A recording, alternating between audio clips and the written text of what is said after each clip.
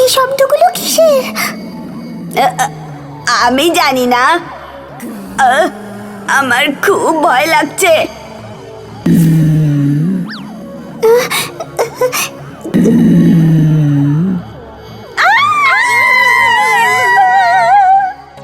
Hello বাচ্চারা, ভয় পেও না, আমি মিস বিদ্যা। আমি আজকে বাঘের মতো সেজে এসেছি। বাঘ? হ্যাঁ বাচ্চারা, আর আমরা আজকে বাঘের ব্যাপারে পড়াশোনা করব। বাঘ গর্জন করে একদম যেমন আমি করলাম।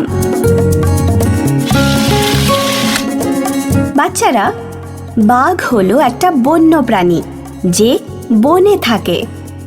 তাদের লালচে কমলা রঙের লোম হয়, সঙ্গে কালো ডোরা কাটা। কিন্তু কিছু কিছু বাঘ আছে যাদের সাদা লোম হয়। আমরা তাদের চিড়িয়াখানায় দেখতে পাই। তাদের খুব কম জঙ্গলে দেখা যায়। লোম মানে কি?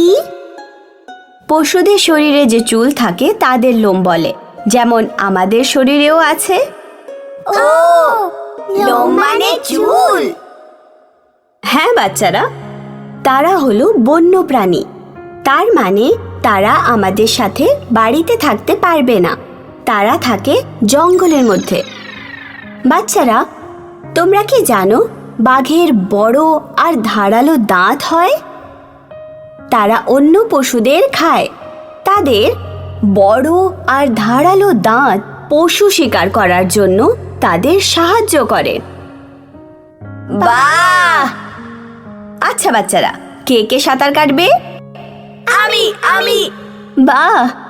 চলো বাচ্চারা, দেখো ঠিক তোমাদের মতোই বাঘও কিন্তু সাঁতার কাটতে ভালোবাসে। চলো আরেকবার মনে করে নি আমরা বাঘের ব্যাপারে কি কি জানলাম। বাঘের রং কি হয় বলো তো? কমলা আর সাদা লোম, তার সাথে কালো ডোরা কাটা। হ্যাঁ, খুব ভালো ঈশান। ঠিক আছে, বাঘেরা কোথায় থাকে? ঘরে নাকি জঙ্গলে? জঙ্গলে থাকে। খুব ভালো নায়রা, একদম ঠিক। বাঘের দাঁত কেমন হয় বলো? বড় আর ধারালো। খুব ভালো রিয়া, একদম সঠিক। তাদের বড় আর ধারালো দাঁত কেন থাকে বলো? যাতে তারা অন্য পশুকে খুব সহজেই শিকার করতে পারে। ঠিক আছে, এবার কে আমাকে বলবে যে বাঘ খায় কি? অন্য পশুদের। বাহ, একদম ঠিক। আমার সব বাচ্চারা কত বুদ্ধিমান। আমরা এবার বাঘের মুখোশ তৈরি করব। ইয়ে!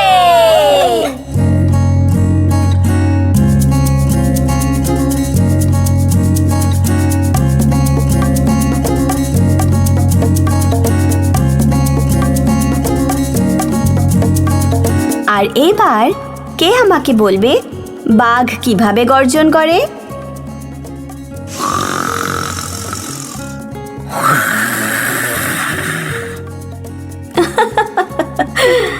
খুব মিষ্টি আমার ছোট্ট বাঘেরা, খুব ভালো।